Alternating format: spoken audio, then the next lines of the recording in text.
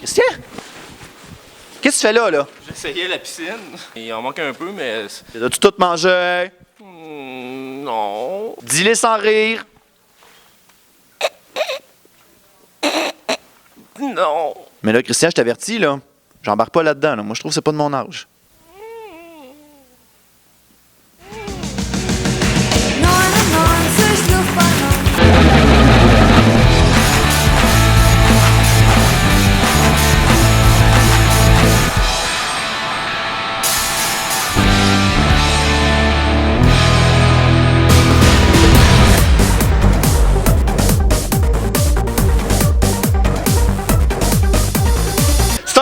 Que je réalise en ce moment, Manuel Urtubise!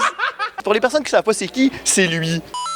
Sérieux, moi je trouve que tu y ressembles. Moi, je trouve pas. À part toi, je pense que t'es trop vieux.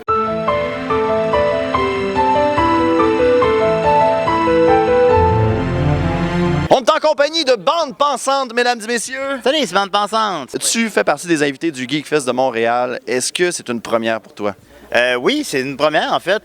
Généralement, je suis banni des festivals à cause de grossière indécence, mais on n'embarquera pas dans les détails. J'ai pas le droit légalement d'en parler. Non, c'est ça. On a la crème de la crème avec Passe-moi la manette et Je joue le jeu.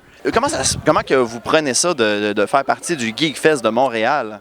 Moi, je trouve ça pas mal cool. La scène geek, je la trouve vivante, je la trouve le fun. Puis, Excuse-moi, mais c'est parce que je pense que j'ai égaré ton auto. Comment vous trouvez la convention en ce moment? Moi, je l'aime bien. Il est en ce moment un peu tôt pour moi, même s'il est juste comme il est bientôt midi. Mais je veux dire, c'est la vie de rockstar, hein? C'est ça qui arrive. Ben oui, absolument. Donc, c'est. Ouais. Moi et Noel Gallagher, la même affaire. Comment tu trouves le Geekfest de Montréal? Ben, c'est à chier, là. Il n'y a rien à faire, puis il n'y a personne, puis vous méritez tout mieux que ça. Un festival que tu pourrais suggérer aux gens qui nous écoutent présentement? Le salon de mariée, là, tu tripes. Si tu veux t'engager avec quelqu'un, si tu veux un papier qui prouve que t'aimes l'autre personne, puis qui t'empêche de la quitter, le salon de la mariée. Est-ce que le fait de rencontrer des fans et tout, est-ce que ça fait un choc? Parce que j'imagine que tu fais les vidéos, mais tu ne t'attends pas à avoir un feedback. Comment on se sent? Ben, en fait, ça serait le fun de rencontrer du monde qui nous regarde parce qu'on est trop petit, c'est pas encore arrivé. D'abord, on va te faire une plug gratis. Passe-moi la manette, c'est quoi? C'est une chaîne de let's play 100% québécoise. On part des jeux, on passe les cassettes et on fait ça de manière coopérative. Et tout le long qu'elle a dit ça, vous pouviez cliquer sur mon visage pour aller voir leur chaîne. C'est pas incroyable. Quelle est ta plus grande crainte au fait de commencer une série comme Passe-moi la manette? Que personne nous regarde. Ça arrivera pas. Puis sinon, il y a toujours mes parents qui me regardent. Moi, je peux te dire, mes parents sont en retard sur ma série. T'es pas de seul, Guillaume! Yeah! Combo Breaker!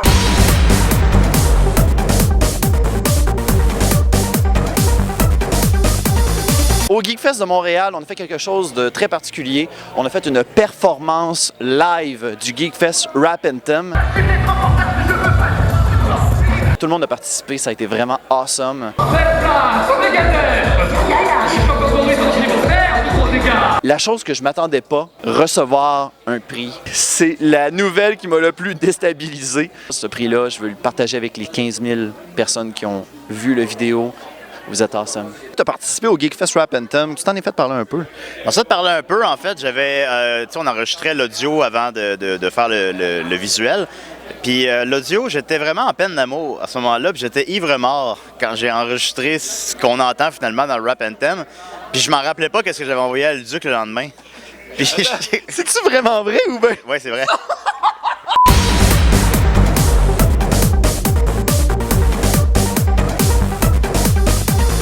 On est en présence de Catharsis. Qu'est-ce que ça veut dire, Catharsis?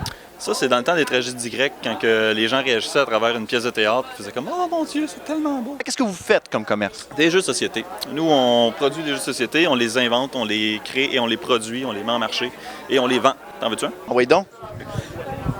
Faut le payer. On le dira. Ah ben là! Celui-là, c'est le dernier épisode. C'est un jeu d'improvisation narrative de super-héros, un jeu très social, un jeu de party. Tampico aussi, qui est un jeu de gestion de ressources où est-ce qu'on construit une ville et on vole les ressources des adversaires pour faire plus de points de victoire. Et New Eden, qui est un jeu d'aventure post-apocalyptique où est-ce qu'on tente de survivre dans le pire univers du monde. Une personne qui veut se lancer dans le commerce, est-ce qu'il y a des conseils que vous pouvez donner à ces personnes-là? Faites pas ça. Sérieusement? Le Québec est très difficile. D'ailleurs, nous, on veut traduire nos 3 jeux l'année prochaine en anglais pour aller un peu sur le marché américain. Parce qu'au Québec, on n'est pas assez nombreux, malheureusement, pour que le marché en vaille la peine. C'est pas assez profitable. Laurent, tu as une invention à présenter au public. Peux-tu nous en parler un peu? Tout à fait. C'est un logiciel qui utilise le casque Muse de Interaxon. C'est un casque d'électrode qu'on enfile sur la tête. Dans le cadre présent du lancement de Brain to MIDI, c'est une application qui sert à générer de la musique. On est capable de faire de la musique avec notre tête. Ce qui se passe, c'est qu'en enfilant le casque, il y a des électrodes qui vont acquérir les ondes cérébrales. C'est l'activité électrique. Il y a des algorithmes qui sont passés et puis qui vont générer des signaux MIDI en conséquence. Mais on va l'essayer parce que là, tu mentionnais que tu avais un exemplaire en ce moment. Oui. Tu vas me mettre ce casque-là.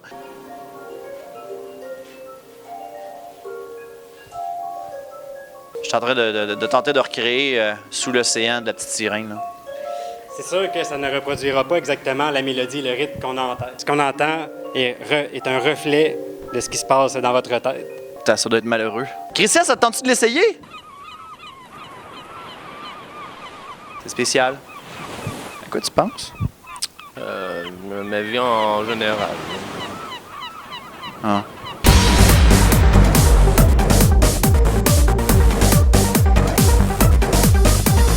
On est en présence d'une partie du groupe de Noob et on va les présenter un après l'autre. Alors, Fabien Fournier, Fantôme, comment ça va? C'est une baston de boules qui est plutôt intéressant. Anne-Laure Roussy dans le rôle de Gaïa. Team Gaïa! Frédéric dans le rôle de Sparadrap. Oui, c'est moi, ça va. Je suis très heureux de reprendre des boules au Canada, enfin au Québec. Et Julien dans le rôle d'Omégazel. Bonjour Julien. Oui, bonjour à tous. C'est un plaisir. Tiens, c'est mes chaussures! C'est un plaisir de faire cette interview dans des conditions optimales. Il faut mentionner que le Geekfest nous a donné le défi de faire cette entrevue dans une piscine à boules. Par contre, vous avez dit qu'il y avait autre chose que des bulles, il y avait aussi du champagne. Mais qu'est-ce que tu veux, le Kickstarter, c'est pas rendu jusque-là. T'sais. Première interview dans une piscine à boules. Oui, ça c'est vrai, mais je pense que vous êtes ma première aussi, fait qu'on en profite, c'est vraiment notre baptême pour tout le monde. Je suis ta première? Comment trouvez-vous votre expérience jusqu'à présent du Geekfest de Montréal? Eh bien, pour l'instant, ça se passe très bien. Nous sommes très bien reçus, comme vous pouvez le voir, puisque je ne peux pas m'exprimer clairement. Vous avez fait la série de Noob qui a gagné un Streaming Award. Pour cela, je devais vous dire félicitations. Merci. Fabien, toi qui s'occupe de la réalisation, comment pourrais-tu expliquer le succès de Noob? Je pense que c'est plusieurs choses qui ont convergé au bon moment. C'est-à-dire que, par exemple, on a créé Noob à l'époque où il n'y avait pas encore beaucoup de web-séries, donc pas beaucoup de concurrence. Ouais. On a été diffusé sur la chaîne No Life en 2008, donc ça a été quand même une belle vitrine d'être diffusé. Arrêtez avec vos boules. Gardez vos boules sur vous. Ensuite, World of Warcraft a explosé. Donc, en fait, c'est arrivé en Europe en 2006. Noob, c'est 2008. Sachant qu'avant, on avait fait Lost Levels en 2002. Donc, on était quand même bien dans le monde du MMORPG en série live. Et puis, qu'est-ce qu'il y a eu d'autre comme facteur? Il y a eu le fait aussi qu'il n'y avait pas encore les youtubeurs à l'époque. Donc, c'est vrai qu'il y avait moins d'offres qu'aujourd'hui. C'est-à-dire que du contenu gratuit, il n'y en avait pas autant qu'aujourd'hui. Donc, c'était plus facile d'avoir de la visibilité qu'aujourd'hui où il y a tellement de choix que c'est difficile de dire « Oh, je suis là, j'existe au milieu de tous ces talents. » quoi. Donc, je pense qu'on a eu plusieurs éléments qui font qu'on a eu de la chance. Est-ce que malgré le succès, est-ce que maintenant vous considérez comme meilleur que les autres? Bien avant le succès, en fait. Hein. En tout cas, pour ma part, ça n'a strictement rien changé du tout. J'étais déjà... Comme il a claqué celui-là, entendu comme il a claqué, je vois au micro, ça va faire... On ne peut que remercier les fans et je tiens à préciser que comme tous les gens normaux, on fait caca, je veux dire. Donc du coup, ça ne change rien du tout. C'est ça. Moi, je suis toujours pareil. Et puis, il faut savoir que la moitié d'entre nous, on a des vrais boulots aussi à côté. Il y a une chose aussi, c'est que les tournages n'ont pas tant changé que ça, en fait. À la base, c'est une perche, un micro, un caméraman, et puis de temps en temps, quand c'est le grand luxe, quelqu'un au réalisateur et un réflecteur. Mais en fait, le matos s'est amélioré, mais au final, ça n'a absolument pas changé. C'est-à-dire que le micro est mieux, la caméra est mieux, mais c'est toujours une bande de débiles sans équipe technique plus que ça. On a vraiment le côté bande de copains qui font les idiots, pas de producteur ou quoi que ce soit. Donc en fait, rien ne change. Avant, on était quand même un peu timide. Et oui, et là maintenant, on a perdu tout notre honneur. Donc il y a la timidité, l'honneur, tout est perdu. On s'est humilié dans la série. On n'a plus rien à perdre en fait. Oh, Istos est là, il nous regarde. Veux-tu te joindre à nous? On te fait une place, on va une petite. On sait pas comment on va faire, mais on va... Ah!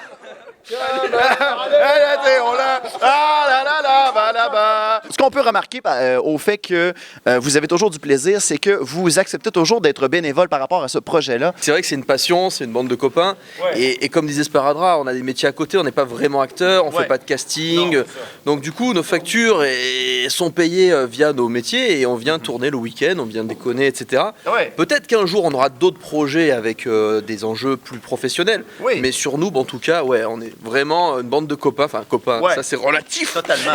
Est-ce que les personnages que vous interprétez se rapprochent de votre propre personnalité? Si on commence avec Julien, dans le rôle d'Omegazelle. En fait, ça part du fait que dans les jeux vidéo, j'ai souvent fustigé le niveau des femmes, que je trouvais globalement très incompétentes. Ce qui a beaucoup amusé Fabien. Il a quoi, ce connard là? Du coup, il a grossi ce trait de caractère pour le donner à Omegazelle dans la série Noob. Donc oui, ça ressemble beaucoup à nos vrais caractères, les personnages, et je pense qu'en donnant le micro à Sparadrap, tu vas d'autant plus t'en rendre compte. Ah oui? D'accord. Effectivement, on a tous les traits un peu... Les personnages sont construits à partir de nos caractères, un peu les traits de comportement, mais effectivement, je suis pas aussi mongolien que Sparadrap, heureusement pour moi, mais je suis assez enjoué, assez... Arrêtez, merde! Est-ce qu'il y a des nouvelles, des nouveaux projets qui sont en cours pour Noob? Oui, alors pour Noob, exclusivement, nous allons terminer le cycle 1 de l'histoire avec les 8 saisons. Ensuite, nous avons Noob Reroll qui sera une autre histoire, en fait, qui se passe 5 ans après la fin de Noob, en fait, avec une nouvelle génération de joueurs, plus quelques anciens de la première génération qui seront encore là pour tourner. Ça va être une deuxième histoire dans le monde d'Olydri, mais alors il n'y aura pas 5-6 milliards de saisons et tout ça. Pour l'instant, on part une saison après l'autre, mais ce sera une autre histoire avec tous les gags que je n'ai pas pu mettre parce qu'on était tellement avancé dans l'histoire, il faut tellement parler des 4 noobs, leur histoire, que j'ai pas pu mettre certains sketchs comme le Fluxball, comme voilà, le côté un peu immersif des MMORPG qu'on a un peu perdu parce qu'on est vraiment passé dans le background de l'univers. Petite dernière question, est-ce que une collaboration avec des youtubeurs québécois serait quelque chose à envisager dans l'avenir? Ah, moi je suis chaud, moi. T'es chaud? J'ai même pensé à un truc, c'est en gros faire un épisode pilote de Noob si Noob avait été québécois avec un staff québécois, et ça pourrait être que des youtubeurs québécois en fait. Et on fait... Vous avez des noms que vous voyez en tant que tel? Ah bah déjà vous tous, déjà toi. D'accord. Obligatoirement. Oui. Tu veux que je fasse Sparadrap? Oh, mais les amis! Mesdames et messieurs, c'était l'équipe de Noob. Alors, Anne-Laure, Fabien, Frédéric et Julien. Et sur ce, je vous souhaite une belle semaine!